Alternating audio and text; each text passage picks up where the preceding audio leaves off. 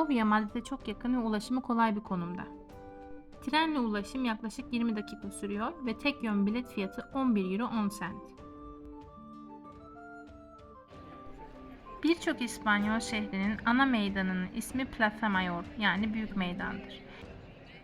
Bu meydanda şehrin katedrali, şehrin eski tiyatrosu, restoranlar ve kafeteryalar bulunuyor. Şehirdeki en eski kalıntılar Seltiklere ait. Milattan önce 75. yılda Romalılar şehrin kontrolünü ele geçiriyorlar.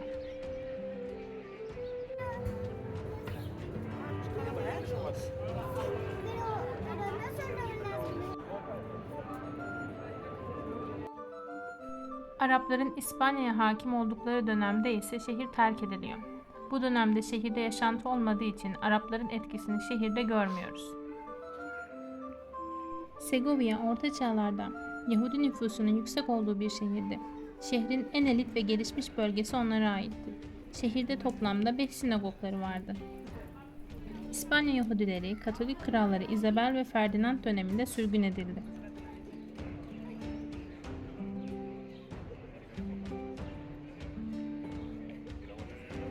Şehir 1985 yılından beri UNESCO Dünya Mirasları listesinde.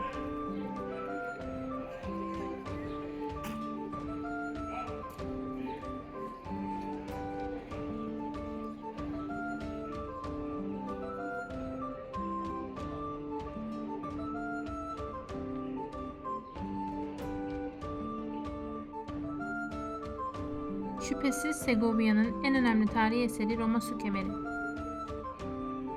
Milattan sonra 1. yüzyılın sonlarında inşa ediliyor. Yani yaklaşık 2000 yıllık ama halen işlevde ve bütün olarak ayakta.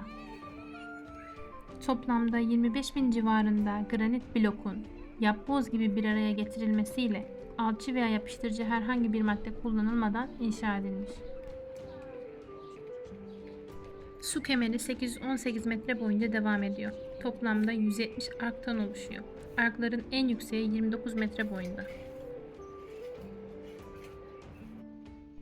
Su kemerinden sonra görülmesi gereken büyüleyici yer ise Segovia Kalesi.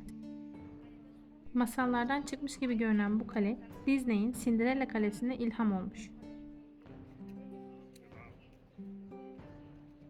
Birçok İspanyol kraliyet aile üyelerinin konakladığı bir kale. Daha önce bahsettiğim Katolik kraliçesi Isabel de bu kalede konaklamış. Ferdinand ile bu kalede evlenmiş, taç giyme törenini ise Segovia Büyük Meydanı'nda gerçekleştirmiştir.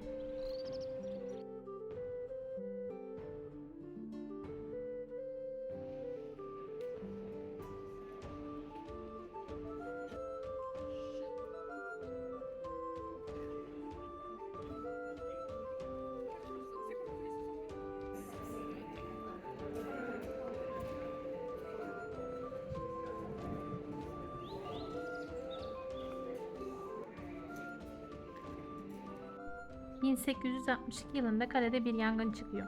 Kale tekrar inşa ediliyor ve askeri okul olarak kullanılmaya başlanıyor.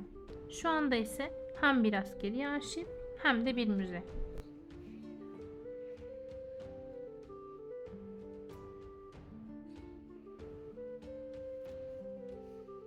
Isabel ve Ferdinand'ın evliliklerinin gerçekleştirildiği oda burası. İlginçtir ki bu evlilik Papa'nın izni olmadan gerçekleştiriliyor. Isabel o zamanlar henüz kraliçe değil. Kral olan kardeşi için ise bir tehdit. Aragon kralının oğlu Ferdinand ile evlenmesi Isabel'i daha güçlü kılacağı için Papa buna izin vermiyor. Isabel o zamanlar çok dindar genç bir kız. Papa'nın izni olmadan evlenmeyeceğini bildikleri için Isabel'in danışmanları sahte bir belgeyle Papa'nın izni olduğunu Isabel'i inandırıyorlar. Papa bu evliliğe çok uzun yıllar sonra izin veriyor. Isabel ile Ferdinand ise İspanya'nın belki de gelmiş geçmiş en ünlü kral ve kraliçeleri oluyor.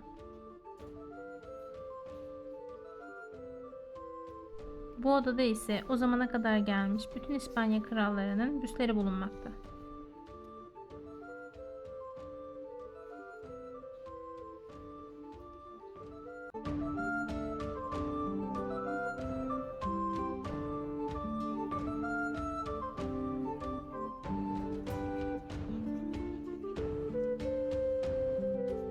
Kalenin uç kısmında bulunan kuyu ise Roma su kemerinin son bulduğu nokta.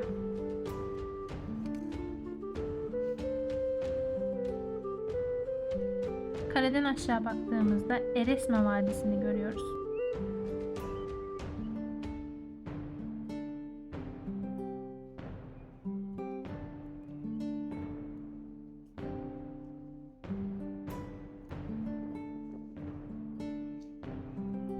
Kalenin arka tarafındaki dağlara dikkatli olarak bakarsanız dağlarda bir yatan kadın silüeti olduğunu görebilirsiniz.